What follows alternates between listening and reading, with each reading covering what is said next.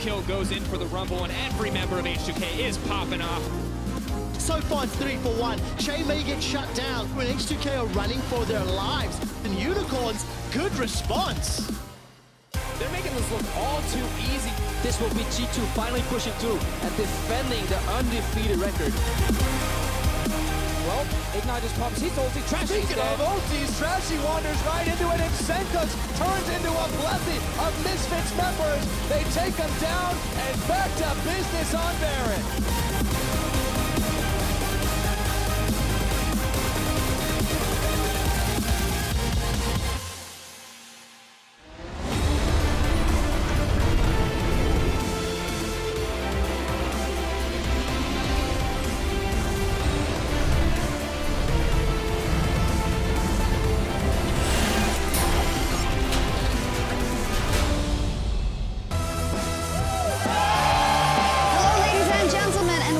To the European LCS tonight, it's going to be a blockbuster. 4 teams in the top 2 positions of Group A and B, tussling to assert their dominance in the absolute best that European League of Legends has to offer. There we saw Prolly there receive fantastic Ari cosplay, blowing us a kiss, as well as Romain with his lollipop. That's a way to get in the zone, not judging here, as well as members of the Unicorns of Love getting ready. Goedenavond, I'm EpicSkillshot supporter, and joining me is James Stress O'Leary and Martin the Fishio Lunga. So excited, I'm throwing my pen around in the intro, everything's gone wrong. I love Who needs the notes?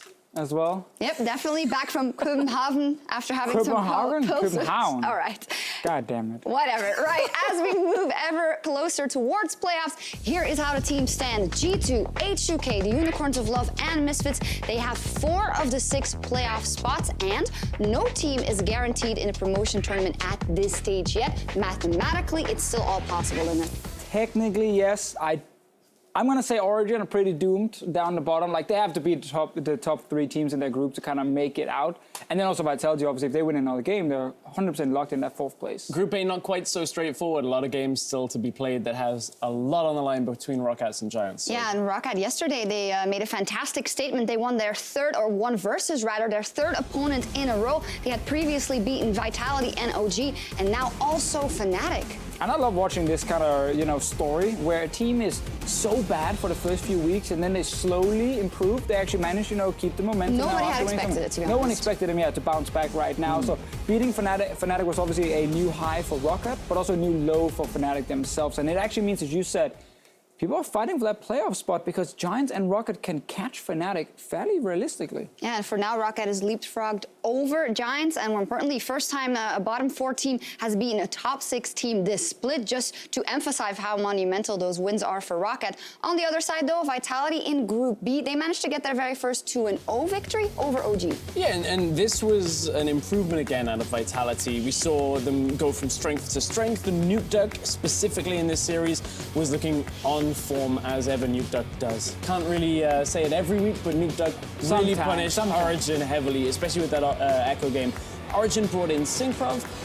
It fixed a couple of issues, but generally Origin still had the same problems. I feel bad for him, man, because there's no way to shine right now on a team like this when nothing works and you're down in the bottom as well. And he obviously wants to prove, he can be a good enough LCS player, but it's difficult. Had a good debut, in my opinion. His debut in that situation, you can't really ask too much more from him, but, maybe we'll see him settle in, and by the time promotion tournament runs around, might be a different Origin. We'll see what happens, and tonight is a showcase of the best European League of Legends on offer. We'll be starting the night with a battle between the top 2 teams in Group B and ending the night with the top 2 teams in Group A. And during that second series, the Fish Show here will be heading over to EU LCS 2, joining H2K's Odoamne and Fnatic Soaz for a special top lane week stream. Hype.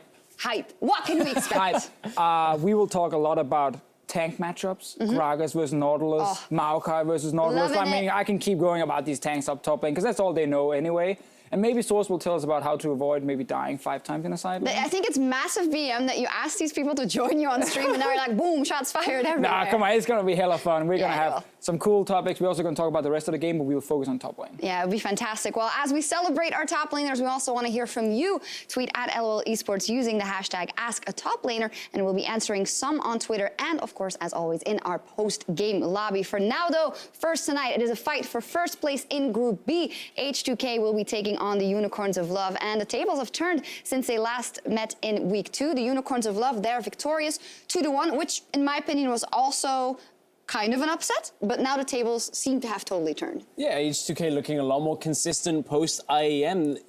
From that H2K Unicorns series, H2K, we were questioning a lot of positions in their early game, some moments in their fighting, whereas now, you look at post-IEM, everything about Dragon, Baron, objective control has been so clean from H2K.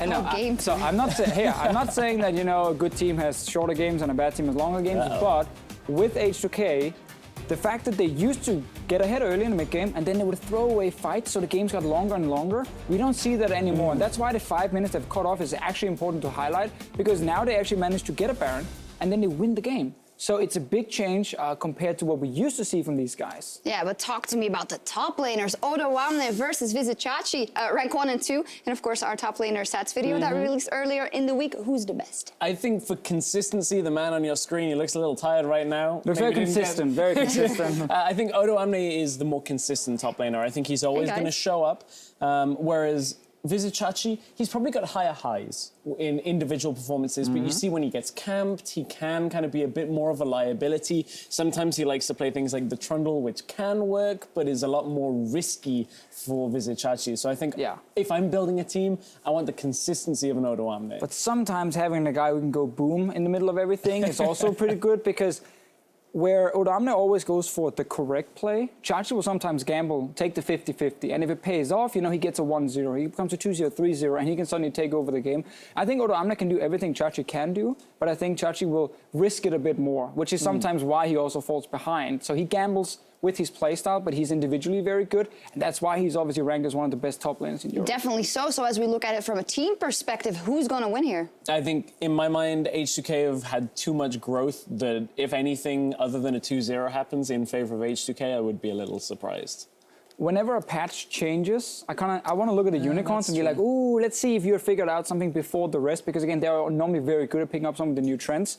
But I agree, like I think H2K has been looking really good, like the second best team in Europe lately, and they're going to show that today and take down the Unicorns. I'm going to say 2-0 as well. All right, I'm hearing a lot of H2K, so if the Unicorns manage to win, is it just off the back of those patch innovations, or do you have another in for them? I think it is possible. If Unicorns are back with Hylissang and Chachi working well together for the last couple of weeks, hasn't quite been such a consistent setup for the two veteran players of Unicorns. If they're back on form, I think Unicorns can do well, but my prediction stays at 2-0. I think there's also a chance that H2K, while they've been looking good the last few weeks, when they now face Unicorns and get to late game, that it can crumble again. I think the chance is definitely there. I still think Unicorns is a good late game team, and it's kind of another test in that sense for H2K post-IEM. Have you fixed your late game? If not, then Unicorns can definitely take games. It's also a lot at stake, because whoever ends up first before the playoffs gets that automatic bye into the semi-finals. This is also what they're fighting for. But for now,